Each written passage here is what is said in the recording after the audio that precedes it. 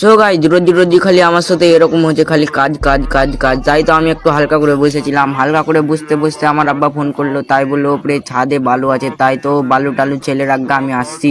আমি বললাম কি ঠিক আছে, তুমি তাড়াতাড়ি আসো, আমি তাড়াতাড়ি ছাদে যাই, আমি রেডি হয়ে বালু টালু ছেলে রাখছি। তাই তো আমি ছাদের দিকে রওনা দিয়েছিলাম, যে অন্য বলাকে আমি ইটি উঠাইনি, ওই ইটি দিয়ে আজকে ঘর বানাবো আর পাকামো ভুলিয়ে দেবো ইটির। তাই তো আমি যাচ্ছিলাম ঘর বানাতে।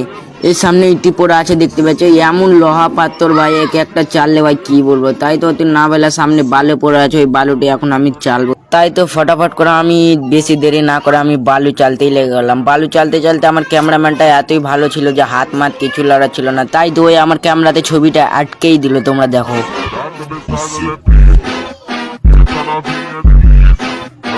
ব্যাস ব্যাস আটকা কিনতে বেকার তো চালু হয়ে গেছে। তাই আমাকে এত গরম লাগছে ভাই, কি করবো, তোমরা ফলো করলে ভাই গরমটা কমে যেতে পারে। তাই তো ছাদের উপর থেকে আমি একটু করে আমাদের গ্রামটা ঘুরে দেখে নিলাম। গ্রাম ঘুরতে ঘুরতে আমাকে বললো চ দুপুর হয়ে গেলে যখন লাহা ধোয়া করবো। তাই তো বিকেলে এসে আমি দেখছি কখন কখন যে ঘর বানিয়ে নিয়েছে আমি জানি নাই। তাই তো আমি ঘর বানা দেখে আমি নিচে চলে যাচ্ছিলাম, দিয়ে আব্বা মানা করলো কি এখানে যাস না, একটু কাজ আছে। তাই তো আমি কাজটা সেরে দিয়ে আমি নিচে চলে যাচ্ছিলাম। তোমরা আমাকে ফলো করে লাও, দেখা হচ্ছে নেক্সট ব্লগে।